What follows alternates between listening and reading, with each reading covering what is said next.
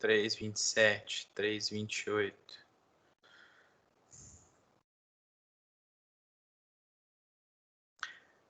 Tem um exemplo aqui que o negativo é antes, ó.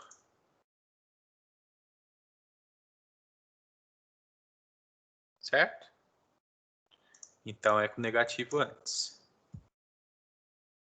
Tá bom? É para complicar a vida de vocês, por isso. Entendeu? Negativo antes é para complicar a vida de vocês. Seria muito mais fácil pôr o negativo na frente, né? Que já é o negativo, né? Mas e aí?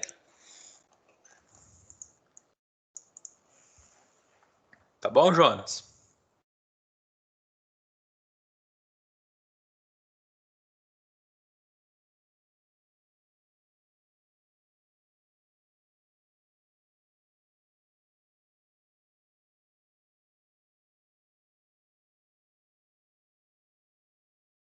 Respondi, Jonas. É isso, né?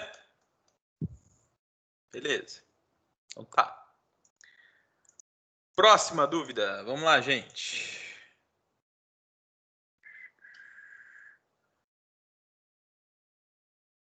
Deixa eu ir vendo um negócio aqui enquanto vocês vão perguntar. Espelho espaço na hora de apresentar o array em forma de matriz. Qual exercício que é esse, ô Matheus?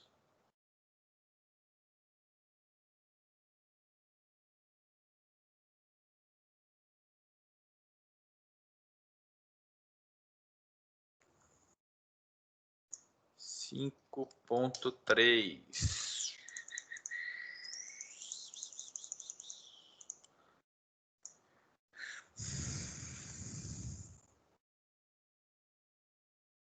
Preenche um array, preenche um array de dimensões 3x4. Em seguida, o programa deve ler o valor de um inteiro.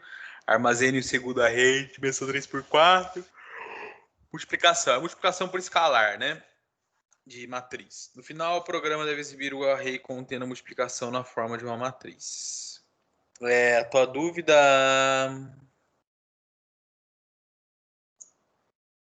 if j menor que 3... E você está falando é para não dar o espaço final? Ah, tá. Você pode fazer desse jeito, mas o problema dessa forma que você fez é que, se por um acaso, vamos pensar, você muda o tamanho da matriz. Vamos falar que ela é uma matriz 9x3. Você vai ter que mexer aqui, concorda? Porque aí teu programa vai parar de fazer, né? Quando ele for menor que 3, ele vai imprimir espaço, depois ele vai parar de imprimir, né? Vai aparecer tudo junto, concorda? Então, a gente pode pensar assim, ó.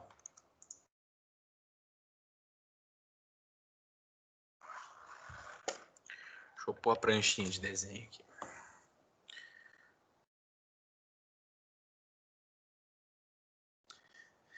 Não é assim que você tem que fazer, ó. Você tem que imprimir alguma coisa, dá um espaço. Imprimir alguma coisa, dá um espaço. Imprimir alguma coisa, dá um espaço. E assim por diante, né? Qual que é o problema? No Judge e nos arquivos de teste, se sobrar esse espaço aqui, ele vai dar erro, né? Então, vocês devem estar percebendo isso. Então, eu tenho um valor... Se você imprime, dá printf no valor e um espaço na frente, vai sobrar isso aqui. Então, vai dar erro. Agora, enxerga isso de outra forma. Imagina o seguinte.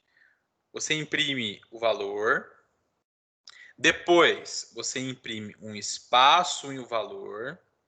Depois, você imprime um espaço e um valor. Depois, um espaço e um valor. Aqui, os grupos são esses. Isso, depois isso, não é? Depois isso. Você pôs esse if aí, j menor que 3, para enquanto o j 0, 1, 2 estiver aqui, ele imprimiu espaço. Na hora que for para o próximo, ele não imprime. Assim que você resolveu, né? Aí que é o problema. Se aumentar, né? Só que, se você agrupar diferente, o primeiro você só imprimiu o valor. E a partir do segundo você imprimir primeiro o espaço e depois o valor, você resolve para qualquer tamanho, concorda?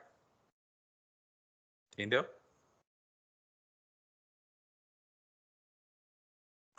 Aí você pode mexer no tamanho da matriz aí quanto que você quiser, que você não vai ter problema. Vão ter vários exercícios, pessoal, que vai ter esse problema desse espaço sobrando no final, que o judge não vai aceitar, tá? E eu fiz de propósito mesmo, tá bom? Poderia ter deixado o espaço no fim, seria muito mais simples. Quer dizer, não que isso aqui seja uma coisa absurda, né? O que mudaria ali no código do Matheus, né, para fazer dessa forma? Ele tem lá assim, ó, for igual a zero e menor que linha e mais. Aí tem um for, j igual a zero, j menor que coluna, j Linha é a quantidade de linhas dele, coluna é a quantidade de colunas, né? Aqui, Matheus, depois você pensa, será que linha e coluna é um nome legal? Porque linha dá a ideia que você está numa linha, né? Então, se você colocando no plural, já fica mais, a semântica fica melhor, né? Linhas, né? Linhas e colunas, tá bom? Mas isso é para a legibilidade do código, né? Não altera a execução dele de forma alguma. Aí aqui, o que você vai fazer? Se J for diferente de zero, você imprime um espaço. Só isso. E aqui, printf, o valor que você tem que imprimir. Que eu arrei, né? Parará. Veja, quando o j for igual a zero, ele não vai entrar aqui, que é o primeiro, né? Só vai rodar esse printf, que é esse primeiro pedaço. A partir do momento que o j é diferente de zero, que ele é 1, 2 e etc. E etc não existe, né, gente? Etc direto, né? Aí ele imprime o espaço, depois o valor. Imprime o espaço, depois o valor. Tá bom? Nesse caso, dá para resolver assim. Beleza. Próxima dúvida.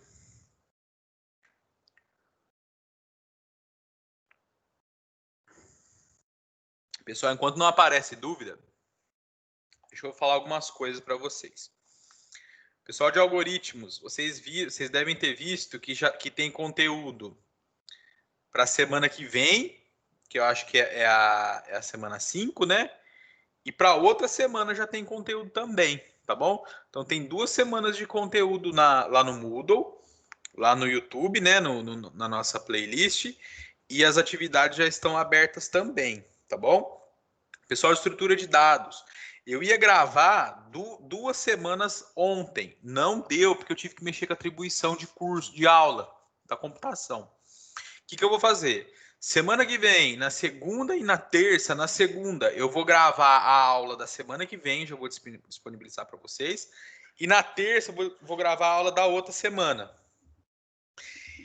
E aí, na quarta-feira, eu vou tentar adiantar mais uma semana de estrutura de dados e mais uma semana de algoritmos, tá certo? Então, vai ficar 2 semanas já adiantadas lá dentro do Moodle, tá bom? Do Moodle e do YouTube. Por que eu tô fazendo isso? Porque provavelmente não no final da semana que vem e a semana que vem, algum dia entre o final da semana que vem e o final da outra semana, eu vou mudar. Então, eu não sei como que vai estar a internet em casa, já está instalado, já está tudo pronto, mas já viu, né? Interior, a gente usa esse serviço aí de fundo de quintal, né? Eu vou usar a conexão lá em Vargem. E o negócio não é muito confiável. Então, eu vou deixar isso aí meio que engatilhado para caso eu tenha problema de acesso à internet, vocês não fiquem prejudicados, tá bom? Aí eu vou atendendo vocês via Moodle, fórum, tem o Gabriel Ivo que tá dando plantão também, tá bom? Então é isso que a gente vai fazendo, tá bom? Se acontecer algum problema, a gente resolve depois. É, a conexão. O duro, Luana, que é aquele negócio interior, né? Interiorzão é complicado. Aqui em São João, a Vivo já está oferecendo serviço de fibra. Em Vargem, que é onde eu moro, ainda não. Eles estão passando a infraestrutura deles ainda.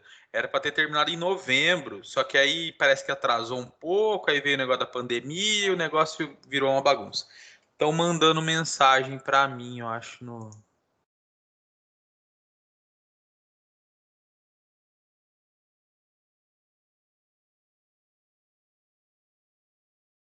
Pessoal, manda mensagem no. Manda mensagem no chat, na reunião. O Igor tá aqui?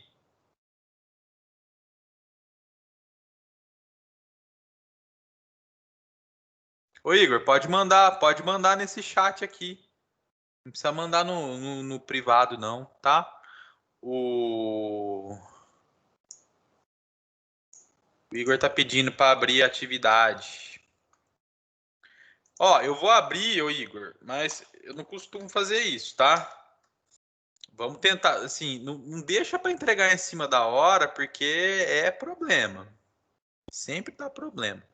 Então, tenta entregar, sei lá, até na hora do almoço. Deixa eu ver aqui. O de hoje foi esse. Mas deixa eu ver uma coisa aqui. Não, o de hoje é esse. Ele deixou enviar atrasado, o Igor?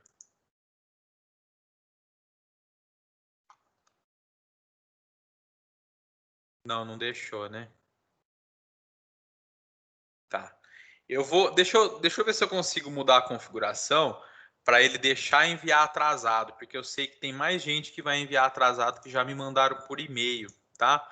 Deixa eu ver se eu consigo ativar essa permissão de enviar com atraso. Eu sei que dá, só precisa ver onde.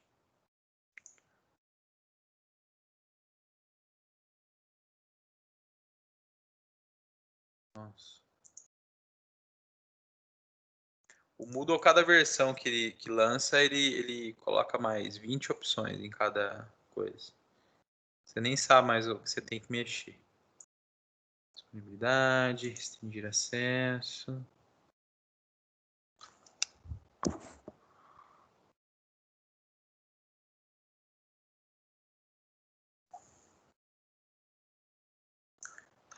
Como permitir envios atrasados no Moodle. Pessoal, quem tiver outra dúvida, pode colocar aí, tá? Eu tô procurando aqui como que faz para. Acho que eu já matei a charada aqui. Ah, tá.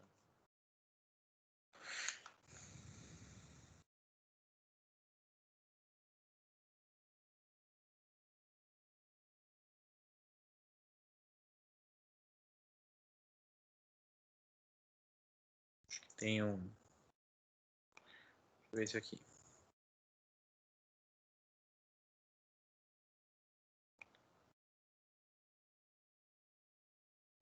Define a data, darará, envios ainda serão permitidos depois dessa data, mas qualquer tarefa enviada depois dessa data será marcada como atrasada. Para impedir envios depois de uma certa data, defina a data limite. Pá, tirei. Ô Igor, tenta entregar aí de novo.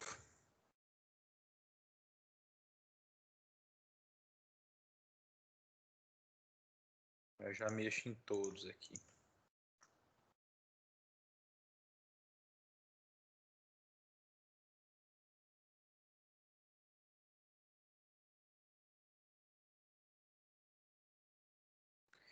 Professor, eu não entendi direito por que de usar a variável t para medir os arrays. Tá, Luano, já te explico. Pera aí. Deixa eu só fazer essa alteração aqui em todos.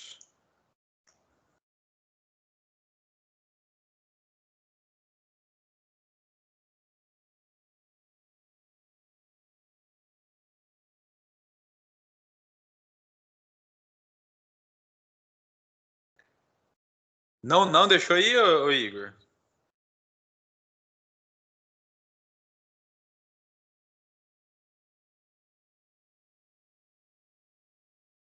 Ah, beleza. Não, deu certo, né? Beleza, show de bola. Não, não tem problema. Eu vou deixar enviar atrasado, porque vai ter mais gente que vai ter problema, tá? Aí, quando eu for começar a corrigir, eu aviso. Ó, gente, não manda mais porque eu não vou considerar, tá bom? Eu vou colocar aqui para permitir o atrasado. Esse aqui foi que eu já tinha mexido. Aqui.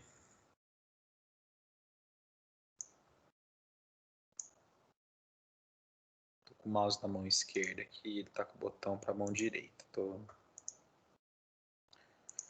pouco mais devagar. Peraí.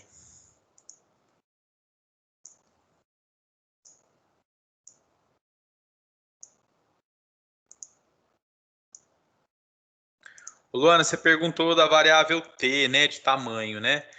É obrigatório? Não, não é obrigatório, tá? Eu só estou mostrando para vocês que tem como calcular o tamanho do array se precisar, tá?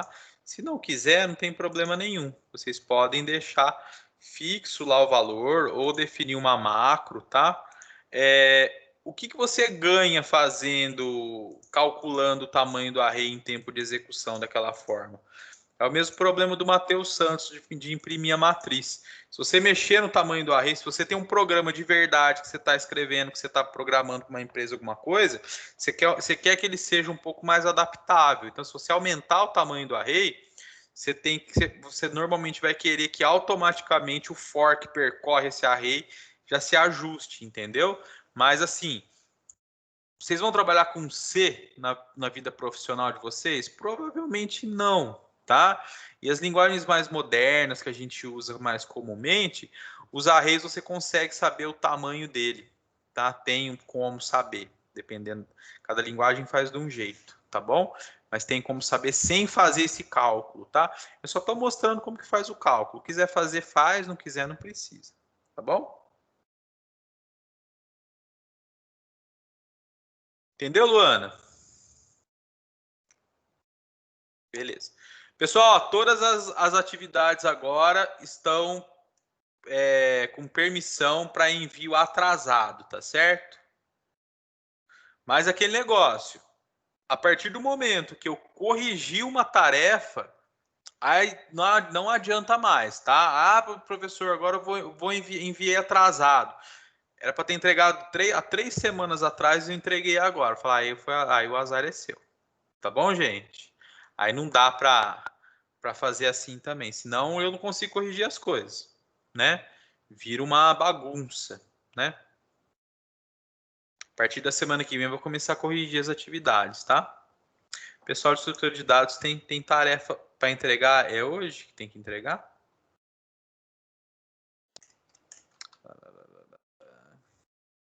Cadê as tarefas? Tá aqui. Não, tem mais uma semana ainda. Tem gente que entregou? Não, ninguém entregou ainda. Pessoal, vai lá, dúvidas?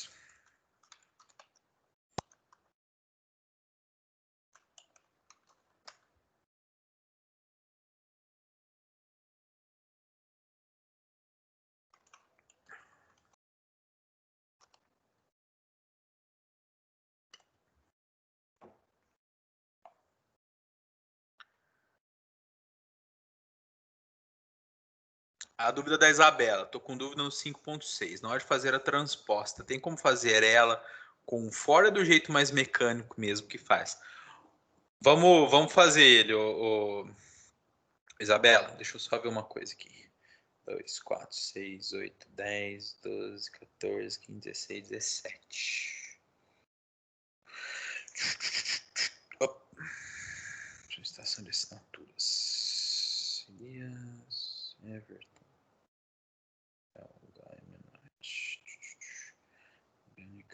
Gabriela, isto.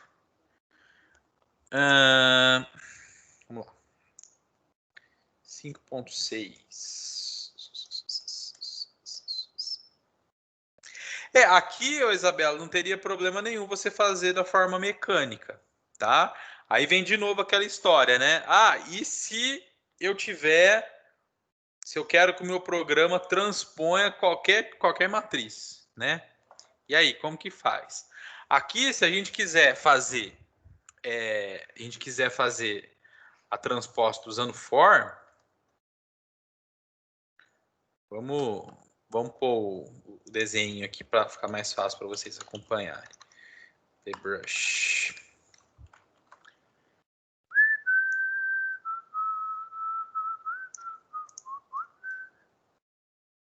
Pá, pá, pá, pá. Para. Deixa eu recortar a figura aqui.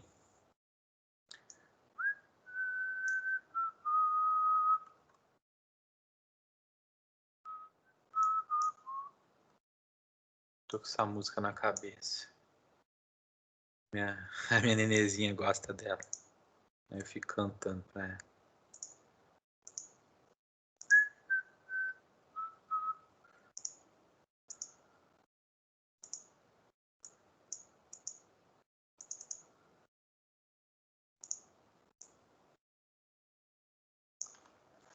Então, ó.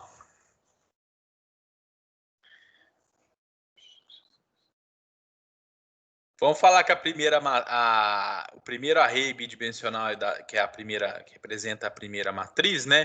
Vamos chamar ele de M. Então, int M é 2 por 3. Já vou colocar a inicialização aqui, tá? 2 linhas por 3 colunas. Então, vamos falar que eu tenho... vou pôr 1, 2, 3... Credo. Isso aqui é uma chave. 4, 5, 6. Certo? E eu tenho o MT, que é 3 por 2. Esse aqui eu não vou inicializar, né? Porque, na verdade, eu vou copiar esses valores para cá. Bem, vamos pensar. Se eu fosse percorrer essa matriz aqui, como que eu faria? For... Peraí. Deixa eu melhorar um pouco a letra aqui. For int i igual a 0, i menor que 2, i mais mais, e for int j igual a 0, j menor que 3, j mais mais. Se eu der um printf aqui agora,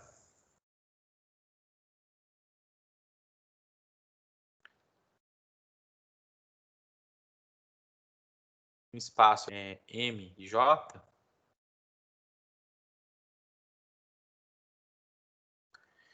e eu pular uma linha aqui, né? Printf.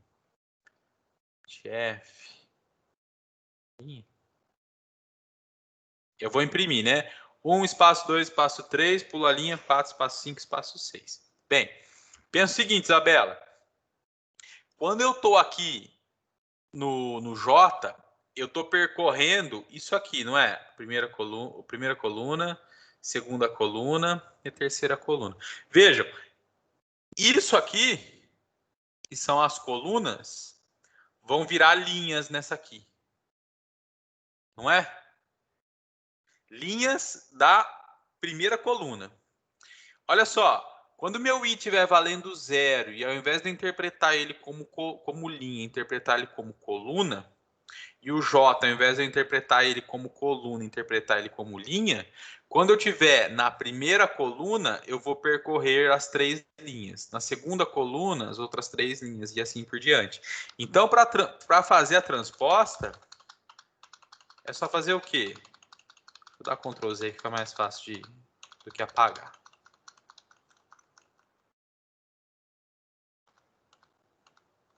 Eu falo que a matriz transposta JI é igual à matriz normal, né? IJ.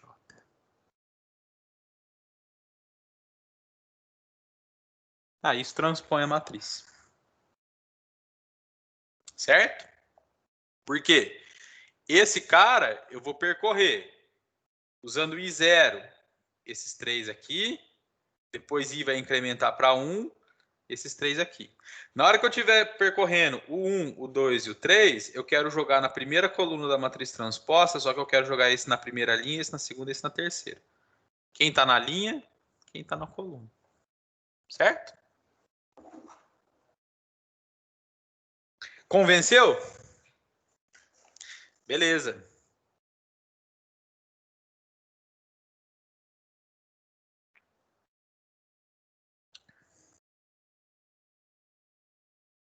Coquinha zero para estragar a saúde.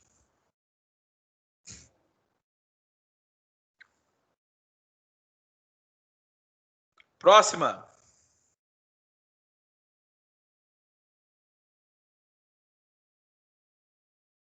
Ah, falar. Viu o nome do Igor ali de novo? Deixa eu responder o menino aqui. O Pedro.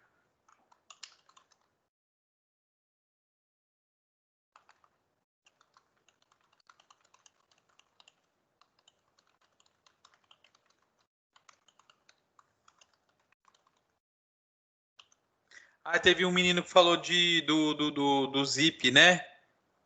Peraí. Para fazer entrega.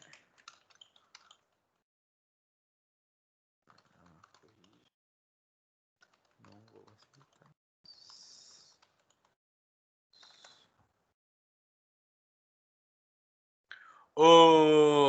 Quem que é mesmo? É o Gabriel, né?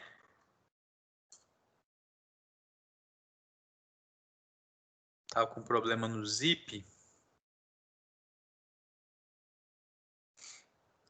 Igor, Luano. Ué, parece que eu tinha visto alguém perguntar.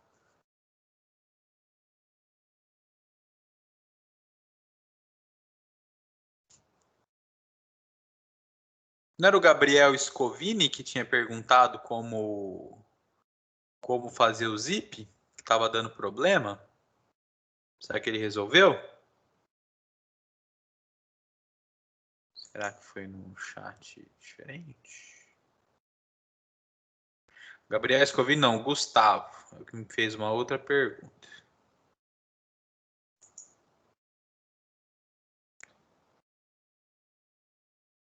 Ah, tá, legal. Beleza.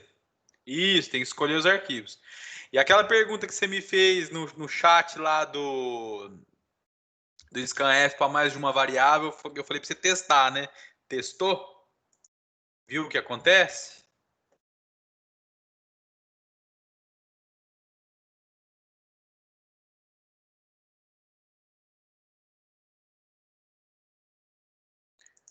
Gustavo perguntou se daria, se no scanf você pode ler mais de uma variável. No printf a gente pode fazer assim, não pode? Ó, printf.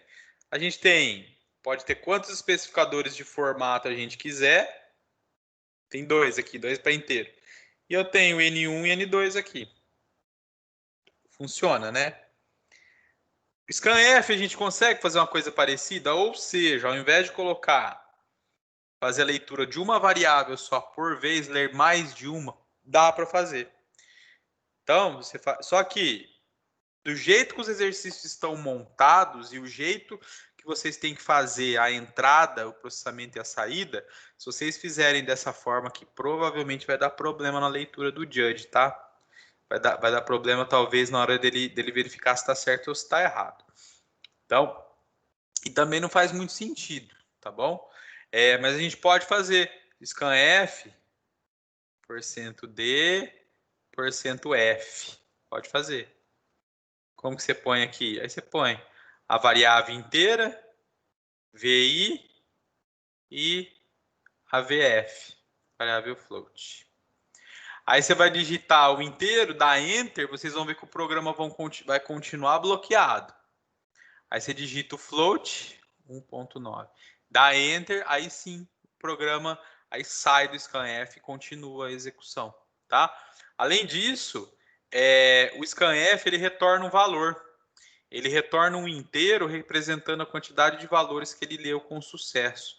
Então, às vezes a gente precisa disso, tá? Mas não é o caso aqui nos exercícios. Ah, eu quero saber se eu conseguir processar aquela entrada, conseguir processar a entrada em si. Então você vai verificar, aqui nesse caso, se ele leu os dois números corretamente, ele vai retornar 2. Entenderam? Então, algo desse tipo assim, ó. Se aí começa a ficar difícil de ler, né? Porcento D, porcento F. Opa. VI, VF igual a 2. Então, quer dizer que fez a leitura e eu faço alguma coisa aqui. Caso contrário, você apresenta um erro, tá? Dá para fazer isso. Mas vocês não vão precisar disso não, tá? Ah, uma coisa legal para usar desse jeito, talvez, seria assim, ó, acho que até tem exercício de data. Imagina que o programa, você quer que o programa peça a data nesse formato aqui, ó, dia barra mês barra ano, tá? Independente se o dia tem 1 ou 2 dígitos, mês 1 ou 2 e o ano tem de 1 a 4 dígitos, e se também o dia está correto para determinado mês e assim por diante. Vai ter um programa, vai ter um exercício depois que vai pedir para entrar, vai verificar se a data é válida. Se, por exemplo, se você entrar com 31 de fevereiro, teu programa vai ter que dar. É um dos exercícios mais para o fim do capítulo. Mas como que eu faria para eu digitar uma data nesse formato, por exemplo, data de hoje, 3/9/2020, e eu jogar o 3 para a variável dia, o 9 para a variável mês e o 2020 para a variável ano. Então, vou poder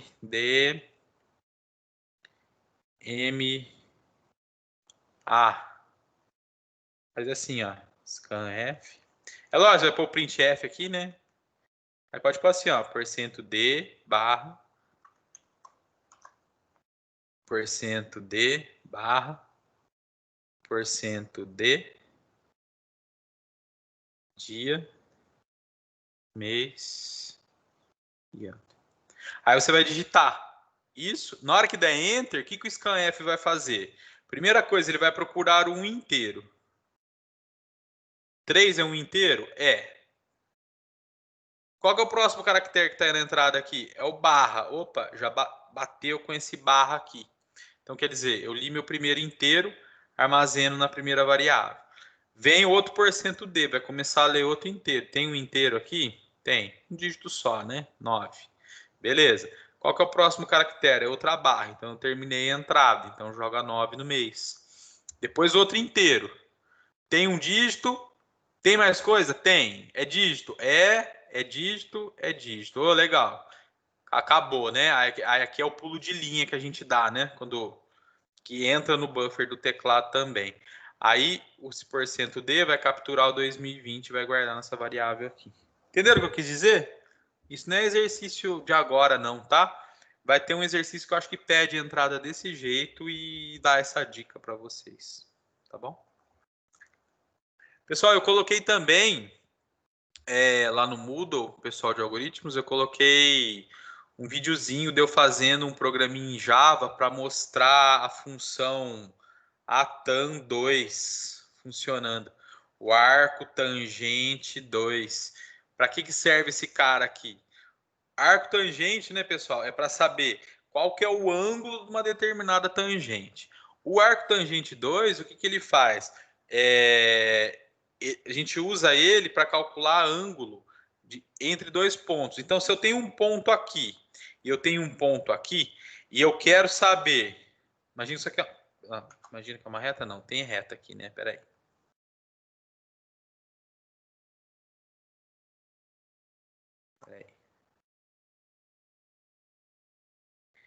E eu quero saber esse cara aqui, ó. Esse θ aqui. Como que eu calculo ele? Essa função arco tangente 2, ela resolve isso. Você passa a variação em y como primeiro parâmetro, Vou pôr ΔY aqui. E a variação em x como segundo parâmetro. ΔX. Primeiro parâmetro, segundo parâmetro, ele vai retornar esse ângulo aqui em radianos. Aí você tem que converter para grau, né? Se quiser saber em grau. Em C não tem função para converter em grau, né? Mas é só fazer a regrinha de 3, né? 180 graus corresponde a π radianos, né? Se eu tenho o meu ângulo θ aqui, que é o que foi calculado, isso aqui eu tenho... Não, o ângulo está aqui, né? Perdão. O ângulo está aqui. Está aqui. Quantos graus, né? Então, é o ângulo que eu tenho vezes 180 dividido por π. Então, isso é... Nossa, estou viajando aqui, né, gente? Mas tudo bem. Vamos lá, próxima dúvida.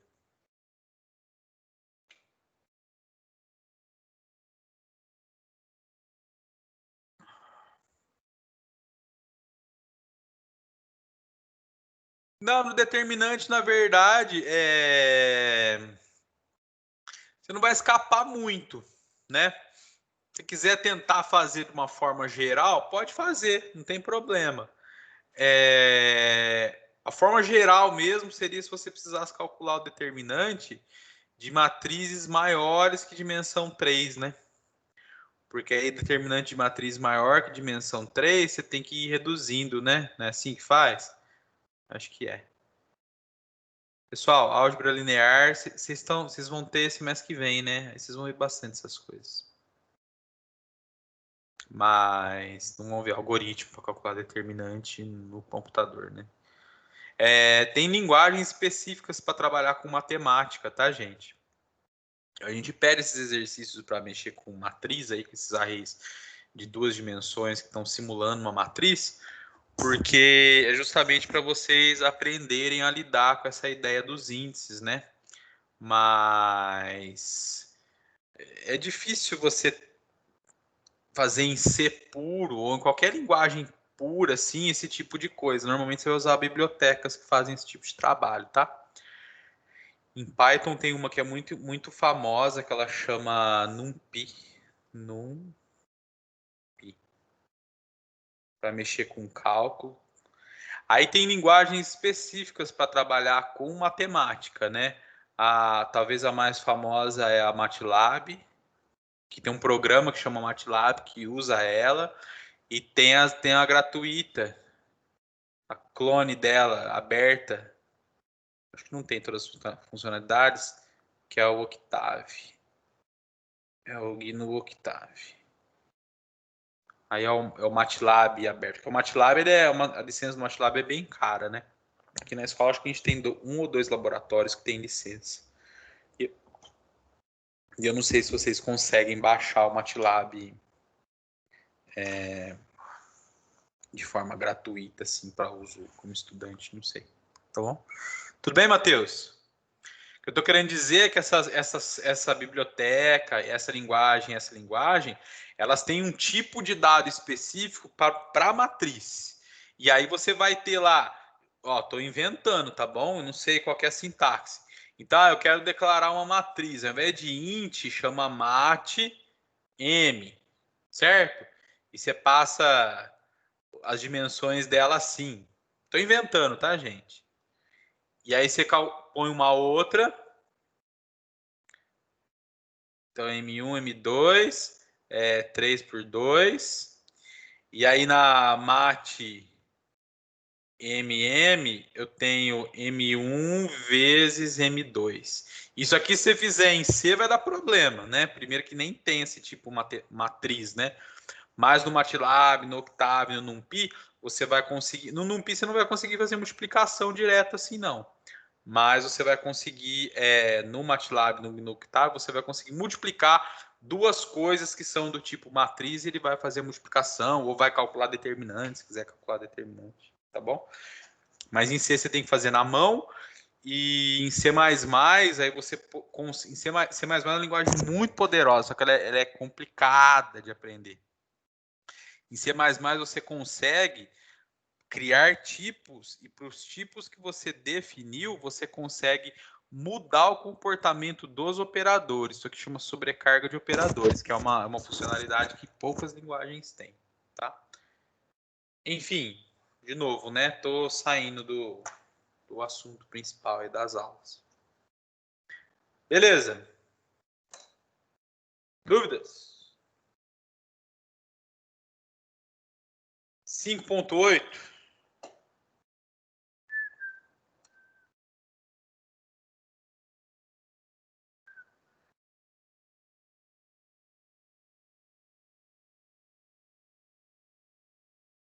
Ah, mas isso aqui, a graça é a dificuldade. Vamos pegar aqui, ó, esse aqui.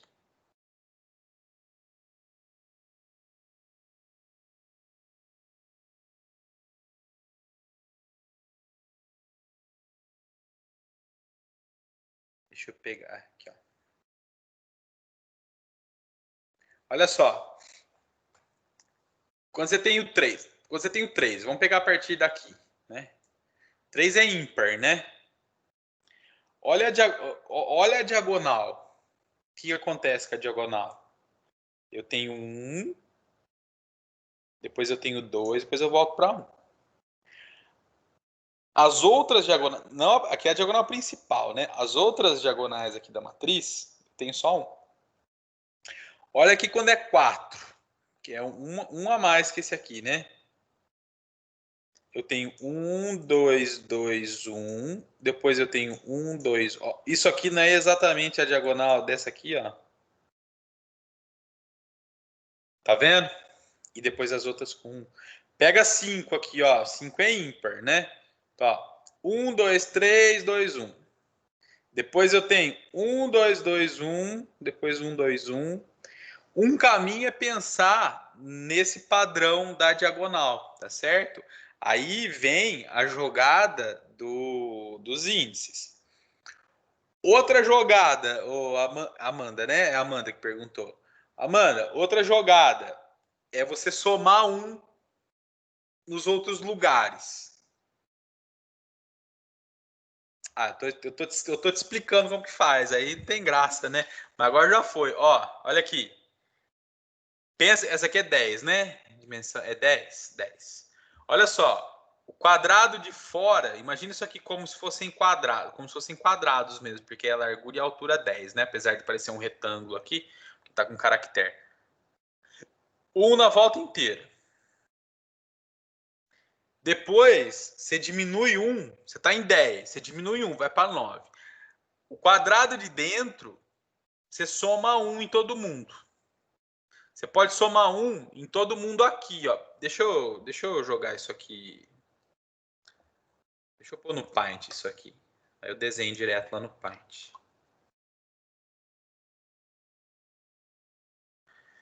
Olha aqui, ó. 1.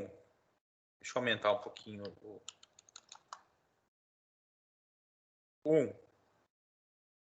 Então, qual que é a jogada, né? Preenche a matriz tudo com 1 primeiro. Pá. Põe 1 em tudo. Aí você vai pensando, bem, o lado de fora eu não preciso mexer. Quando eu vou 1 para dentro, eu somo 1 em tudo. Nesse aqui, ó. Vai ficar, esse miolo aqui vai ficar inteiro com 2, certo?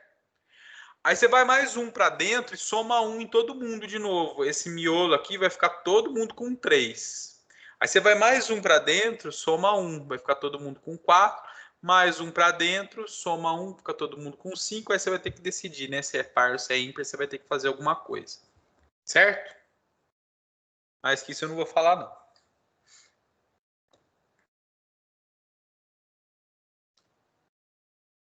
Esse aqui é mais difícil, ó. Ah, não, nem tanto. Não. Esse é o lance da diagonal, ó.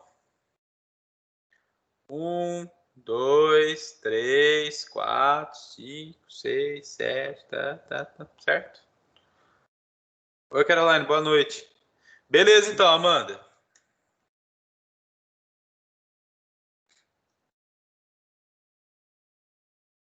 Esses probleminhas, pessoal, esses últimos aqui, ó, se vocês verem, quando eu tirei tem exercício que é muito trivial, né? A gente pensa no exercício e acabou. Lógico, alguém já deve ter proposto exercício parecido. Mas tem outros exercícios que eu tirei ou de livro, ou tirei de site, eu tô coloco a referência, tá? Esse URI aqui, ó, é o URI Online Judge. Se vocês entrarem nele para dar uma olhada,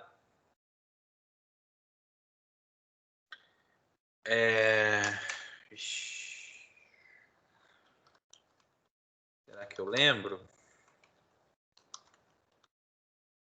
Ah, não, eu tenho login com o Google, peraí.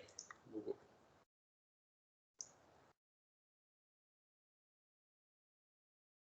Ah lá, ó, eu fiz 334 problemas. É um banco de dados de problemas e ele tem um juiz igual o programinha que eu fiz, que você resolve o problema, escreve o código, você copia e cola o código aqui no site, submete e o juiz vai falar se está certo ou se está errado, entenderam? Então, ano passado, eu comecei a fazer os probleminhas do URI, que ele é brasileiro, esse URI aqui, tá? Eu fiz 334. Mas eu fiz só do nível básico, eu não fiquei batendo muito a cabeça nos outros. Então aqui o beginner, ó, na época eu tinha resolvido todos. Aqui, ó, tá vendo? Todos que tem tracinho, aí já apareceu um novo aqui que eu não fiz, ó. Olha lá, os últimos, ó, eu não fiz também. Porque esse aqui já tem um tempo, né? Ó, eu fiz até aqui, ó. Ah, tem esse aqui tava errado, esse aqui meu tem o errado, ó. Vamos ver o que que é. Olha lá, ó, é bem parecido com os exercícios que eu faço, que eu montei na coletânea, né? Tem a descrição, é lógico que é um pouquinho mais complicado. Tem a entrada, tem como a entrada vem, como você deve mostrar a saída e tem exemplos, né, de entrada e exemplo de saída. E aí você já pode colar o código aqui, pá, escolhe a linguagem que você está enviando. Ah, estou fazendo em C. C está depreciada para parar de enviar em C. Por quê? Ah, não, esse eu uso em C99. Ó. Se alguém quiser entrar aqui e fazer o programa em C, manda nesse aqui, ó, C99, tá? É o padrão de 1999. Isso aqui, cola o teu código, pá, e clica aqui, ó, pá, submit. Aí ele vai te dar a resposta, tá bom? Legal isso aqui, né?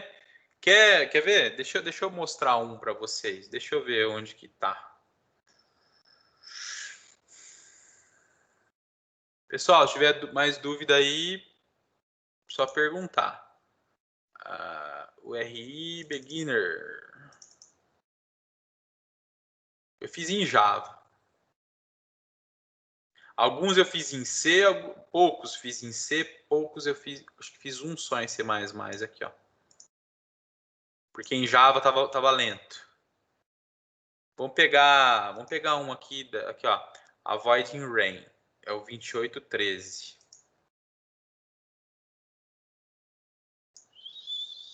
2813.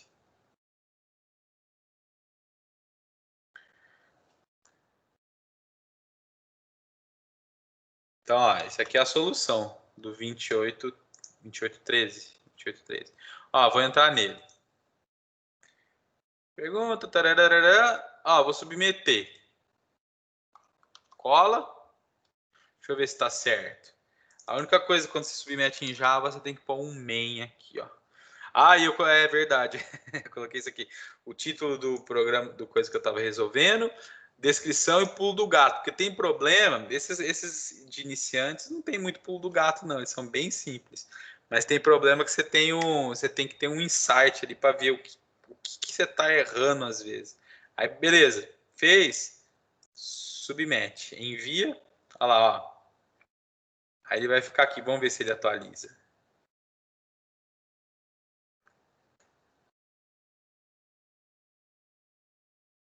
Olha lá, tá na fila, estão vendo? Ó, tá na fila. Vamos ver se ele. Ah, erro de compilação. Ah, tá, ó. Isso aqui eu também tinha que colocar para eu fazer teste local. Então eu tenho que apagar isso aqui, ó. Vamos submeter de novo. Pá. Isso aqui, ó. Põe o main aqui. Agora sim. Olha lá, aceito. Certo? Isso aqui é muito legal, viu, gente? É muito legal. Tem competição a nível nacional, depois regional, depois mundial. São as maratonas de programação, tá? Eu até tenho vontade de abrir um curso de extensão mais para frente para a gente fazer treinamento, tá? Para a gente estudar os algoritmos mesmo mais pesados, mas isso não sei se vai dar para fazer pelo menos nos próximos 2 anos. Quando você vai começar a corrigir? Provavelmente.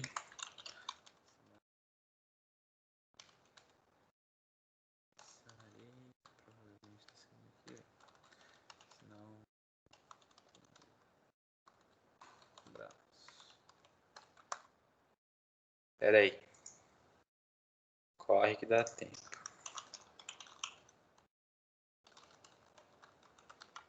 Pessoal, dúvidas?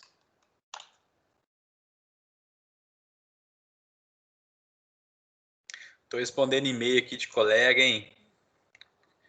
Coisa feia. Tô abrindo meu e-mail na frente de vocês. Aí, né? Burro, hein? Beleza, então, gente. Dúvidas? Dúvidas? Ninguém tem dúvida?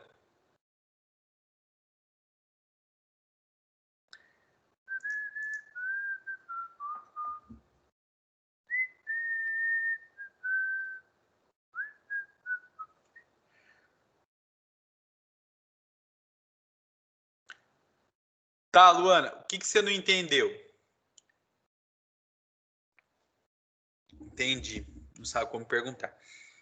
Vamos lá, então. Primeira coisa. Você entendeu a diferença entre uma variável normal e um array? Quando eu tenho uma variável normal, vou chamar de A. O que eu tenho na memória? Eu tenho A lá e eu posso colocar valor aqui e ler o que está aqui dentro. Concorda? Posso usar um scanf para guardar um valor aqui, ou eu posso atribuir um valor ao A, que é o resultado de um cálculo.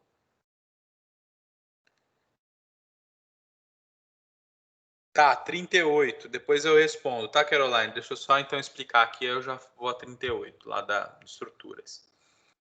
Tudo bem até aqui, Luana? Isso aqui tá tranquilo, né? É o que vocês estão usando até agora.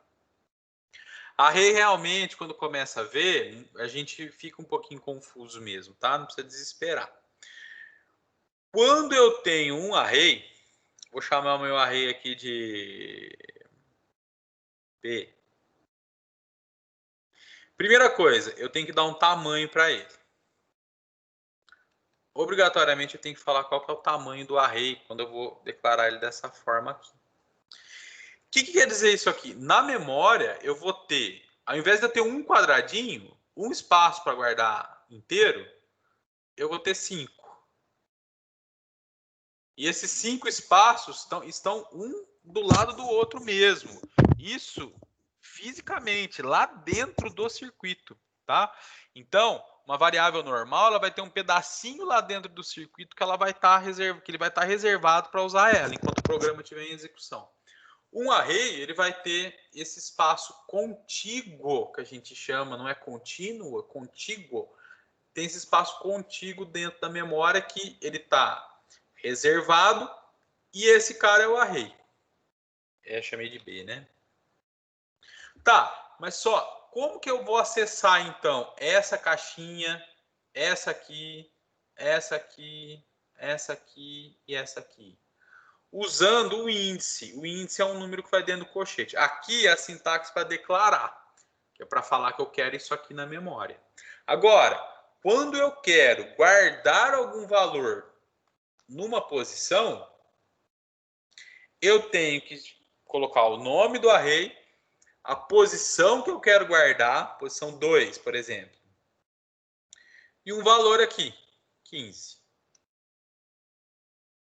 O que vai acontecer? Essa variável, ela não é uma variável simples, que tem um espacinho só, mas ela tem 5. No espaço 2, na casinha 2, eu quero guardar 15. E aqui que vem o segundo problema, talvez o maior problema. A casinha 2 não é a segunda casinha, é a terceira. Por quê? Porque a primeira é a casinha 0. Casinha 1, casinha 2, 3 e 4. Então, se eu tenho um array de 5 posições, quais são os índices das posições? É o 0, 1, o 2, o 3 e o 4. Se for 1000 posições, eu tenho do 0 ao 999. Então, esse é a primeira coisa que gera muita confusão. Tá? Tem linguagens que iniciam em 1? Tem. Em C, na maioria, começa em 0. Por que? Tem um porquê começa em 0. Vocês vão ver lá na aula de ponteiros, que não é da semana que vem, é da outra, tá? Mas por que quer dizer esse 0? Porque se você for pensar isso aqui como se fosse um endereço, que na verdade é, isso aqui está no endereço lá dentro da memória, aonde que eu começo esse espaço aqui? Eu começo no endereço de onde isso aqui está alocado dentro da memória, mais 0. Então, é do início. Então, eu tenho um pedaço.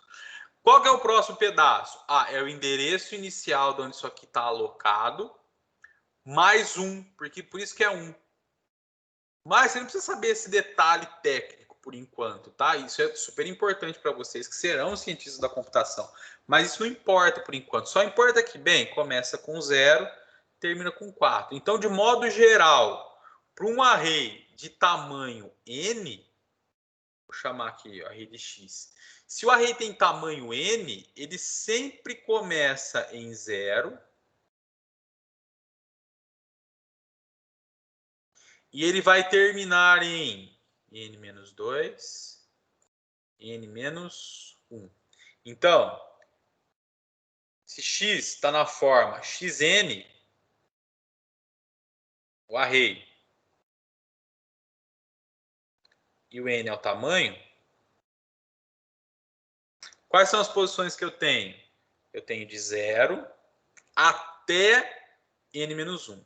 Então, se o n é 10, eu começo em 0, termino em 9. Se o n é 1000, começa em 0, termino em 999. Então, essa é a primeira coisa que gera confusão, tá?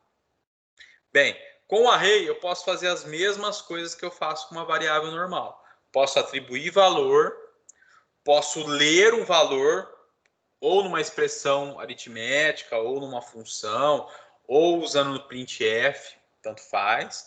E posso guardar valor dentro dele pelo scanf. Lá no scanf, quando eu vou fazer, é só preceder com um e comercial, igual a gente está acostumado. Então, isso aqui, se isso aqui tiver no scanf, que vai fazer a leitura de inteiros, esse e comercial aqui vai indicar que eu quero guardar o valor que eu estou digitando na posição 0. Por isso que a gente vê o for antes, porque o for a gente vai ser a estrutura de repetição que a gente vai usar para processar arrays, matrizes e assim por diante, tá? Como eu falei no vídeo várias vezes, usar essa terminologia matriz para falar de um array de 2 dimensões não é muito correta, tá? Nem chamar array de uma dimensão só de vetor é muito correto, tá? Isso é coisa de brasileiro, tá? Isso aí veio, o pessoal do Brasil aprendeu a programar lá na década de 50, década de 60, e normalmente era o pessoal que era engenheiro e começaram a chamar os arrays de vetor, né? Vetores. E os arrays de 2 dimensões de matrizes. Você pode ter um array de uma dimensão que armazena dados de um vetor, mas você não pode chamar um array de uma dimensão de vetor. Esse que é o X da questão, tá bom? Vai ter professor que vai chamar array de vetor, não tem problema nenhum, tá? Só que, por exemplo, nos Estados Unidos, isso é um absurdo. Uma vez eu fiz uma pergunta num fórum, falei, e aí, como é que é? Tem gente que chama array de vetor? O cara falou assim, ó, faz 40 anos que eu trabalho com computação, nunca vi alguém chamar um array de vetor. Entenderam o que eu tô querendo dizer? Tá bom? Olha lá, ó. É super comum, viu, Luana? Super comum chamarem array de vetor, tá? Qual que é o... Por que eu evito e eu não gosto de usar? Porque quando a gente pensa em vetor lá na matemática, né? Ah, eu tenho um vetor A e um vetor B. Eu posso somar um vetor A com um vetor B. Eu tenho essa operação definida lá, né? Que vai me dizer o que vai acontecer quando eu somo um vetor A com um vetor B.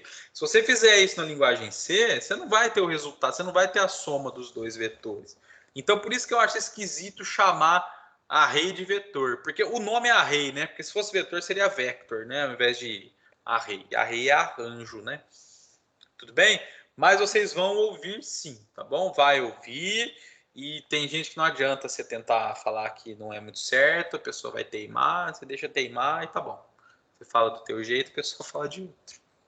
Tá bom?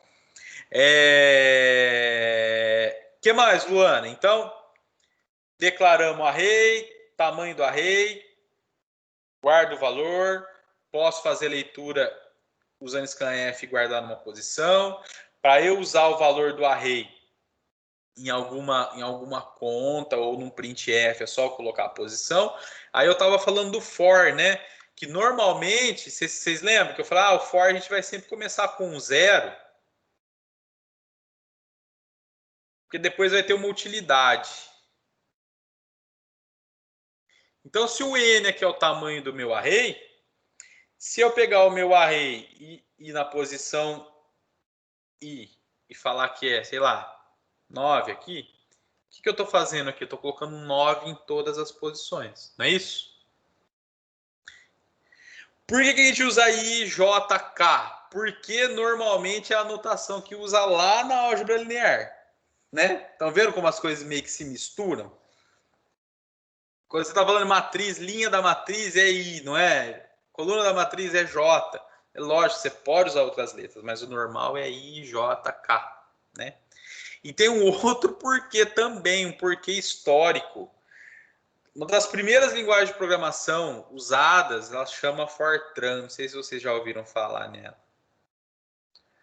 Nunca programei em Fortran, tá, gente? É usada até hoje em algumas situações. Nunca programei. É mais pessoal de engenharia.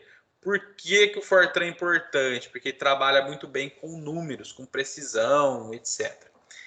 No Fortran, para você declarar a variável, dependendo do nome que a tua variável, dependendo da letra que a tua variável começa, é isso que vai dar o tipo da variável. Não é um int A igual no C. Não é isso aqui que dá o tipo, mas sim a letra que começa a variável. E a faixa de letras para começar a nomear variáveis inteiras em Fortran começa em I. Então, normalmente o pessoal usa IJK como os primeiros inteiros. E usam também. E aí isso aí veio meio que legado para as outras linguagens. Usar I, usar J, usar K. Tem gente que vai usar outras letras? Tem. É super raro e é normalmente gente que não sabe muito bem o que está fazendo, tá? Se algum outro professor aí fizer alguma coisa diferente, não estou criticando, tá? Mas normalmente, na maioria das vezes, quando a variável está tratando de posição dentro de estruturas lineares ou de 2 dimensões ou de 3 dimensões, é IJK mesmo, tá? Mas o que eu falei, pode usar o nome que vocês quiserem. Mas o normal é isso, tá bom? Bem, ô Luana, falei, e aí? Ajudou um pouco ou não?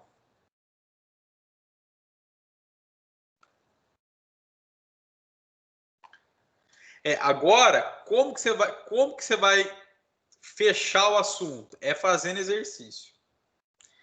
Você vai sofrer, você vai bater cabeça, você vai ficar irritada, mas, olha lá, o problema é quando vai ler os exercícios, exatamente. É sofrido mesmo, tá? Você tem que tentar fazer, ver não tá saindo, tá dando erro, tá dando um problema. Vamos atrás. Pergunta, tira dúvida com amigo, manda lá no Moodle, vai no plantão de dúvidas que o Gabriel tá dando, que é das 5 às 7, né, Gabriel?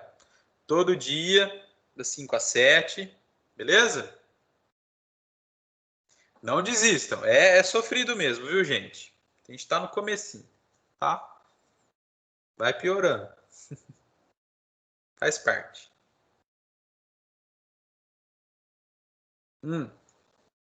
De nada, disponha. Agora é a pergunta do pessoal do Estrutura de Dados. Exercício 48.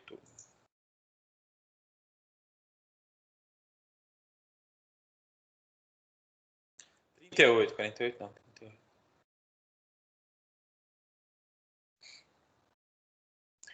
38. 38.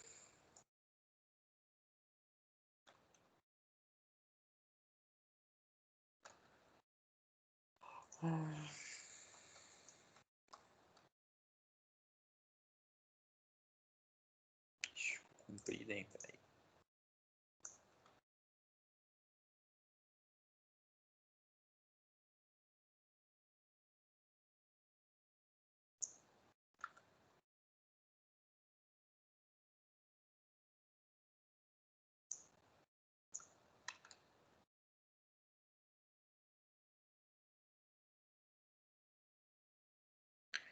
Qual o estado do array, tarará, após a organização da primeira faixa de valores iguais, antes da invocação recursiva? Mas não é para fazer o 38. O 38 é com um particionamento de 3 vias. Eu falei para fazer?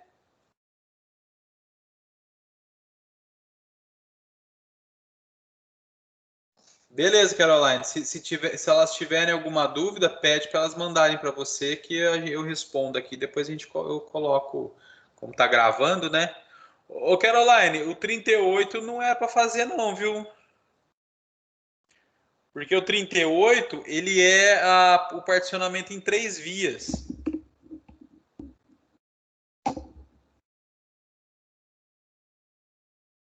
Se for seguir a ideia, na verdade não precisa nem pensar muito, mas é lógico que você entender o algoritmo, né? Que o particionamento no Quicksort tradicional, o particionamento é da seguinte forma: eu tenho um array com os valores A, B, C, D, E. Esse cara ele é eleito o pivô e eu vamos colocar isso aqui fora de ordem, vai. 5, 6, 1, 3, 7. Esse cara que é o eleito o pivô, eu vou organizar do lado esquerdo os menores que ele e do lado direito os maiores. A gente olhando isso aqui é pouco dado, né? Dá para perceber que vai ficar algo assim, ó, né? 5, 1, 3, 6 e 7. Eu tenho então os menores, os maiores e o pivô. Só que agora eu preciso colocar o pivô no lugar dele. Eu vou trocar esse elemento com o último elemento menor. Então eu vou ficar 3, 1, 5, 6, 7. Esse cara aqui está na posição dele, não mexe mais. Aí eu chamo o recursivo para a esquerda e para a direita. No particionamento em 3 vias, qual que é a sacada? Ele é para resolver o problema que esse algoritmo de implementação um pouco mais ingênua tem, que é quando eu tenho muita duplicata de valor, muito valor duplicado. Qual que é a ideia aqui? Eu elegi o 15 como pivô. O que eu vou ter na região central depois que eu rodo? Olha lá, após a organização da primeira faixa dos valores iguais, eu vou ter todo mundo que é igual ao 15, então 15, 15, que eu tenho 1, 2. Os menores para a esquerda e os maiores para a direita. Menos 11. E o restante, 18, 18, 16. Ah, não, aqui ainda a ordem, né? Não precisa rodar o algoritmo para ver essa ordem aqui que vai ficar. Então vai ficar 18, 16, 16 e 18. Mas esse exercício não era para fazer não, viu? Eu mandei fazer? Peraí.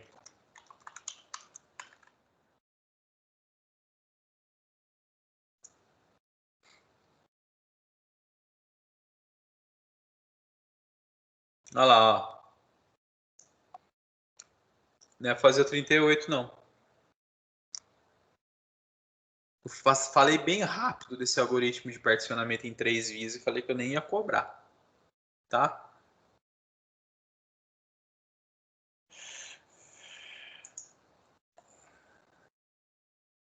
Trinta e sete. Ah, sim, agora o particionamento em 2 vias, né? É o que eu pedi para fazer. Então, após a penúltima invocação... Ixi, isso aqui vai demorar para fazer, hein?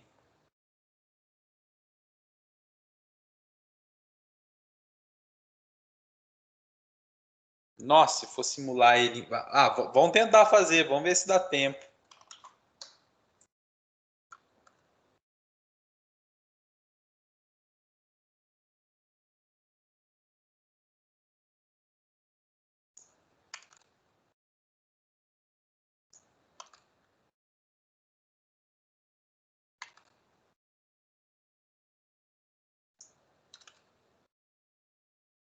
Então, vamos lá. Vou me posicionar melhor aqui. Tem que fazer a simulação inteira, porque ele pede após a penúltima invocação do algoritmo de particionamento. Então, eu tenho... Vamos ver. 17, 11, 1, 14, 3, menos 12, 16, 17. O que tem que ficar fazendo? Tem que ir repetindo o processo até terminar, né? E depois, após a penúltima invocação, ver como que tá. Então, ó, eu vou fazer de forma um pouco mais rápida, não vai demorar muito, tá? Vamos ver se a gente vai convergir para o resultado. Se fizer exatamente o algoritmo, é lógico que converge, né? Então, 17 é o pivô. Eu vou colocar todo mundo para a esquerda, que é menor, todo mundo para a direita, que é maior. Então, 11 é menor que 17, tá certo. 1 é menor que 17, tá certo. 14 é menor que 17. 13 é menor que 17. Menos 12 é menor que 17. 16 é menor que 17. 7 é menor que 17. Muito bem. O I passou para cá. O J nem vai ser processado, porque o J vai andar para a esquerda. Então, eu já tenho particionado o lado que é menor e do lado maior não tenho. Então, vai fazer a troca do último com o 17. Então, vai ficar 7, 11, 1, 14, 3, menos 12, 16, 17. Para chamada para a direita não tem nada, né? Chamada para a esquerda, eu vou repetir o processo agora. Isso aqui está no lugar. Vou repetir o processo. O 7 é o pivô agora. 11 é maior, o I parou. 16 é maior, tá certo. Menos 12 é menor. Então vai ficar menos 12, 11. Aí eu continuo. Esse é menor, esse é maior, parei. Esse aqui, então, aqui fica 1. Esses dois vão trocar, vai ficar 13 e 14. Então, olha só. Ficou 7 menos 12, 1, 3, 14, 11, 16, 17. Aqui eu tenho os maiores, aqui os menores. Vai trocar 7 com 3. Vai ficar 3 menos 12, 1, 7, 14, 11, 16. Esse cara já está no lugar, né? Não vou repetir ele aqui. E agora o 7 está no lugar. Tá vendo? Vai demorar um pouquinho, mas vamos fazer. Agora tem o lado esquerdo e tem o lado direito. Vamos fazer a esquerda aqui. Esse cara é o pivô. Esse é menor que ele. Esse é menor que ele. Beleza? Então vai trocar com esse. Vai ficar 1 menos 12, 3. O 3 está no lugar. Não tem para a direita. Aqui agora, esse é o pivô. Esse é menor. Vai ficar menos 12, 1. Esse aqui está no lugar. E aqui não vai ter particionamento. Esse aqui não tem. Agora, perceba, já está ordenando, né? Ó, menos 12, 1, 3, 7. Agora falta esse miolo e o último está pronto. Vem para cá agora. Agora está chegando no fim, né? Olha lá, ó. Menos 12, 1, 3, 7. 17. Agora esse meio aqui, ó. Ah, já parou, né? Já parou. Vamos ver por quê, né? após a penúltima invocação. Vamos agora ver quem é quem, né? 14 é o pivô, 11 é menor, 16 é maior, beleza? Troca o 14 com o 11, vai ficar 11, 14 e 16.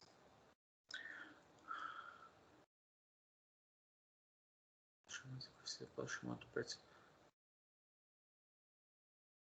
Ah, tá.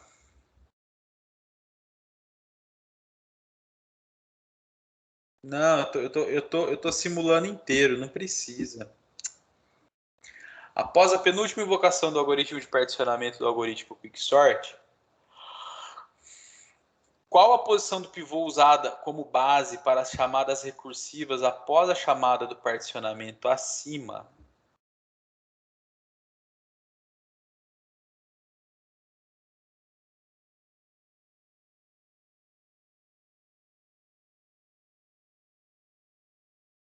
Estou tentando entender o que eu pedi aqui.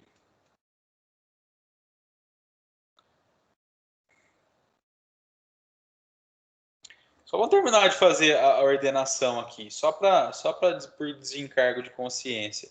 Esse cara aqui está no lugar. Ah, mas é isso mesmo, ó. É isso mesmo, tá certo, ó. Porque acontece, esse aqui é um particionamento, na hora que o 14 foi para o lugar. Esse não é o penúltimo, esse aqui é o último. Esse é o último particionamento, que vai dar origem a esse aqui, certo? Isso aqui agora não vai particionar porque tem um elemento só, isso aqui não vai particionar porque tem um elemento só também. Esse particionamento foi o último. O penúltimo foi o particionamento do 1. O penúltimo foi o particionamento do 1. E o 1 foi para qual posição? Foi para a posição 1, que é o que está falando aqui, ó. Vou 1 e o array está nessa situação. Menos 12, 1, 3, 7, 14, 11, 16, 17. Tá? Recapitulando, então.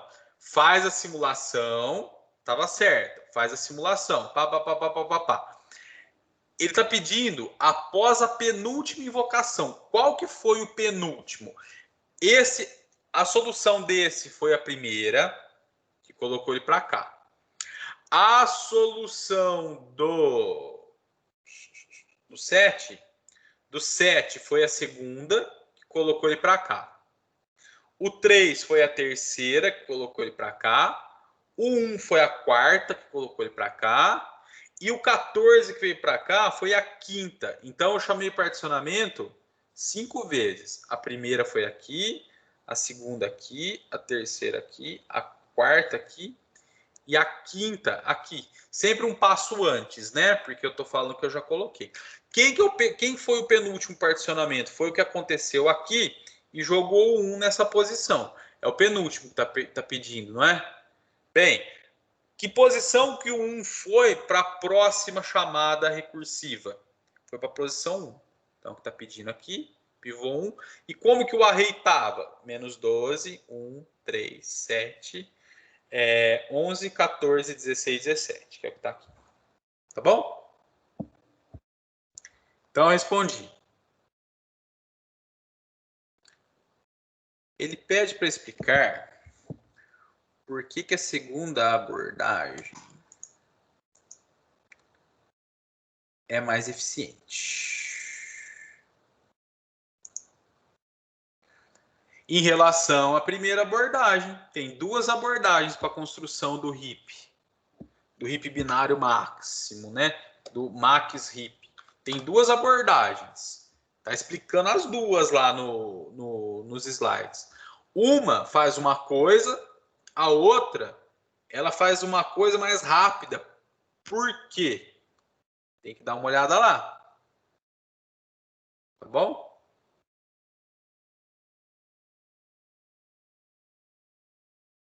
Quando eu vou. A primeira abordagem. Vamos lá então, vai. Se eu tenho o heap binário aqui assim. Eu tenho o heap binário. Ele não tá ainda, ele não é ainda um max heap. Então eu posso colocar quaisquer valores aqui, certo? Na hora de eu tornar ele um heap máximo, um max heap, eu preciso ter aquela invariante que todo pai é maior que os filhos, ou maior ou igual aos filhos, certo? Bem, e como que eu faço isso? Como que eu pego o heap binário que está pronto e faço isso? Tem duas abordagens. Ou eu vou da esquerda para a direita dentro do array, que corresponde a primeiro nível do heap binário, segundo nível do heap binário, terceiro nível do heap binário e assim por diante. Vou fazendo o quê? Tentando colocar o elemento que está aqui na posição correta. Como que eu coloco esse cara na posição correta? Esse não precisa, porque se fosse só ele dentro do heap binário, ele já estaria ok. Mas aí eu venho para esse segundo, o que, que eu tenho que fazer? Eu não posso descer ele, porque eu posso perder esse cara aqui, o detalhe dele. Eu posso jogar alguém errado para cá que vai atrapalhar esse. Então eu tenho que tentar flutuar esse elemento. Flutuar esse elemento. Flutuar esse elemento. Flutuar esse elemento. Esse elemento. Esse elemento. Que é o bottom-up heapify, né? Eu estou indo de baixo para cima. Quantos elementos eu processo? Se o meu heap binário tem 1000 elementos, eu vou flutuar, eu vou fazer o bottom-up heapify de quantos elementos? De 999. Então eu tenho se a gente for falar da ordem de crescimento aí, né? A gente está usando a notação O para simplificar um pouco. Eu tenho um O de n-1, que a gente sabe que essa constante aqui não faz diferença nenhuma, que eu tenho O de n, né? Quando eu uso a segunda abordagem, qual que é a ideia? Eu vou processar o mesmo heap binário, só que eu faço da direita para a esquerda a partir do elemento que está no meio do array. Porque isso aqui está codificado dentro de um array.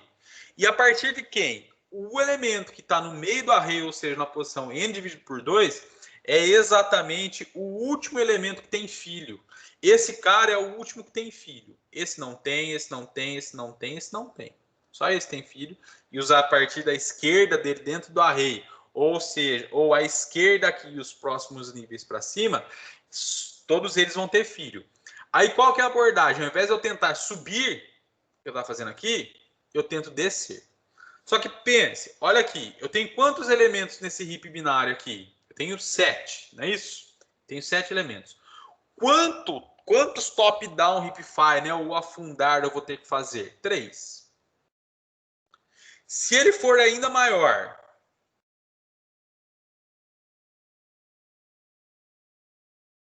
fazendo ele bem completinho aqui, né? Pá, pá, pá, pá, pá, pá. Quem que é o último que tem filho? É esse cara aqui. Esse heap binário tem quantos elementos? Tem 3, 6, 7, com 8, 15. Eu tenho 15 elementos aqui. 15, contei certo? Acho que é. 15. Esse cara aqui, 15 dividido por 2, divisão inteira, dá 7. Ele é o sétimo, não é? 1, 2, 3, 4, 5, 6, 7. Daqui para cá, eu tenho 7. De 15, eu vou processar 7. Então, a ordem de crescimento da abordagem 2, ela é proporcional a n dividido por 2. Mas, de novo, isso aqui, essa constante não importa para a gente. Mas, mesmo assim, imagina que eu vou construir um heap binário gigantesco.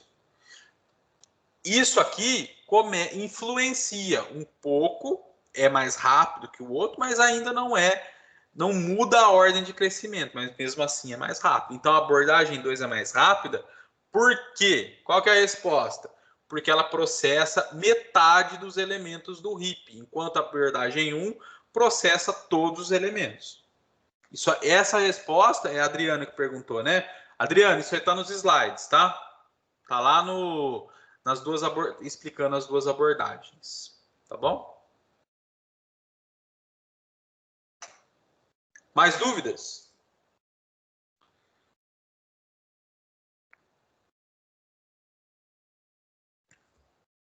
O pessoal da Comp vai estudar isso aqui no terceiro semestre, tá?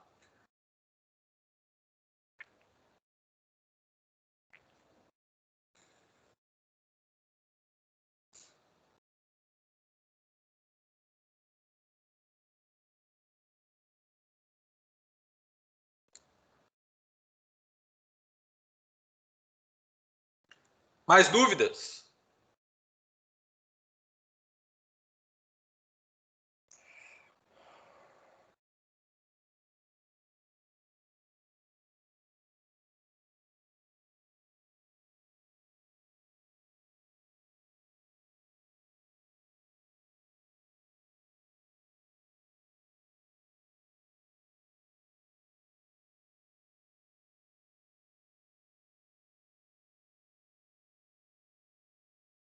Tá errado aqui. Que binário.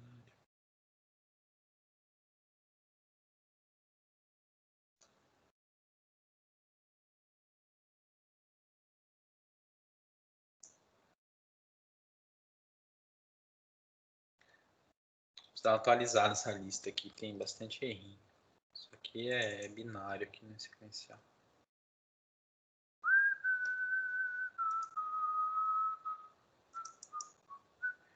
E aí, gente? Sem mais dúvidas?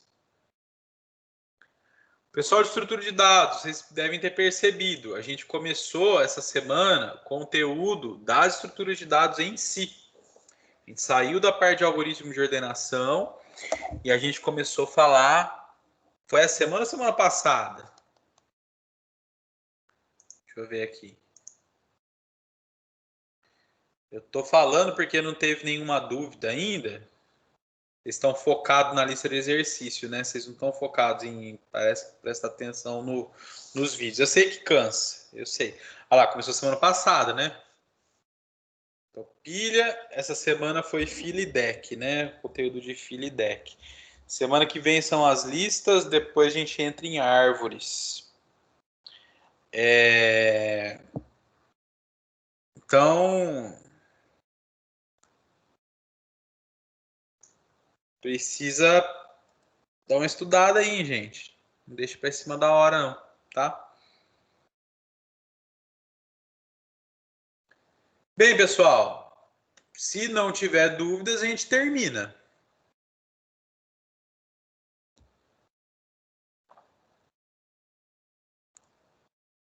Muito pouca gente participando, né? A maioria é da computação.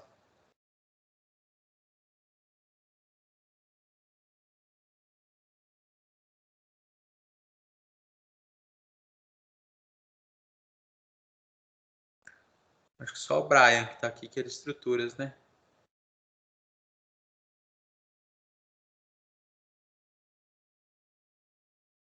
É. Pessoal, se não tiver mais dúvidas, a gente fecha por hoje, então. É isso?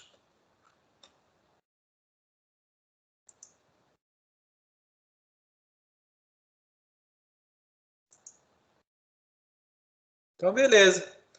Pessoal, relembrando então, qualquer dúvida que vocês tiverem no meio da semana, participem dos fóruns do plantão, manda mensagem lá no fórum do Moodle, que o Gabriel vai tá vendo lá para vocês, tá? Se ele tiver algum enrosco, aí ele me manda e-mail, me manda mensagem, ele tem meu WhatsApp, eu consigo conversar rápido com ele, tá bom? Então é isso aí. Boa noite para vocês.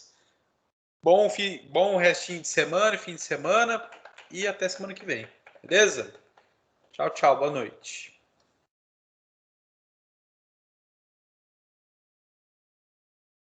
Eu vou subir no YouTube, tá? A gravação, igual eu fiz da semana passada. Tchau pra vocês.